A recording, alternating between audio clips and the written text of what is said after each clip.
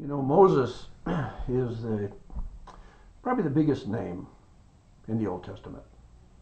David's name is pretty important. Abraham's name is important. But the law was given through Moses, so it's called the Law of Moses. So maybe we don't have to decide who the biggest name is. But Moses is certainly a big name. Now, do you remember how that man came to be such a powerful man? Now, we had the Joseph story. Remember Joseph, first one down into Egypt from the promised land. They're not enjoying it as the promised land, but the land of Palestine or Canaan. That's where Joseph was, goes down into Egypt. 400 years later, and this is where the book of Exodus begins, a new Pharaoh comes along and he doesn't remember Joseph. After all, that was 400 years. After all, as I say, what do you know about 400 years ago? You know, we're not experts on history. And the king, the Pharaoh, the new Pharaoh, didn't know about Joseph. And he sees this land just being inhabited in greater numbers by these Hebrew people, these Jewish people. And he says to the people of his day, you know, if these Hebrews wanted to rebel against us, or if an enemy attacked us and they joined forces with them by sheer mass, they could overcome us or flee. So he started some measures for population control. Today it would have been birth control, but then it was population control. He said, you know, if any little boys are born, then I want the midwives to kill them.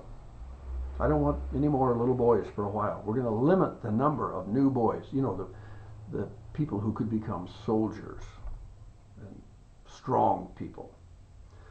And so the rule goes out, boy babies die. But not many of the Hebrew people wanted to do that. And midwives, by nature, are not interested in killing little babies. And so Moses is born and he's hidden, you know, he's put in a back room, and his mother hides him for as long as she can. And then the day comes, she realizes she can't hide him anymore. She builds a basket. You can read about it, but I'm just telling the story.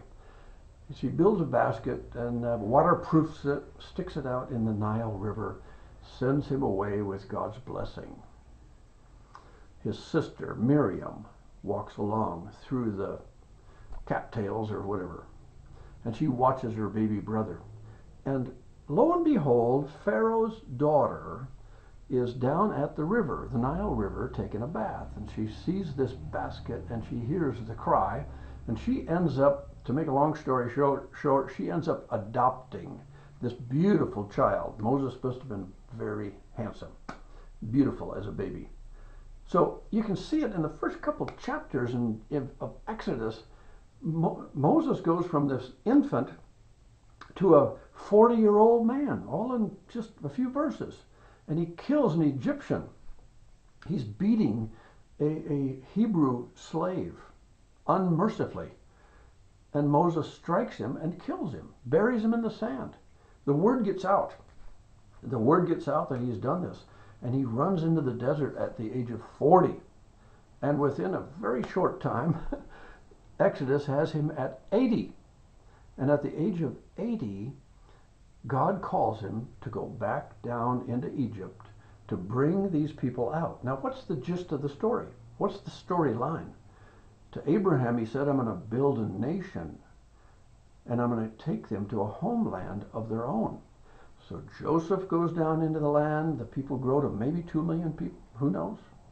And now it's time for Moses to bring them out. He goes to the Pharaoh, and he says, let my people go.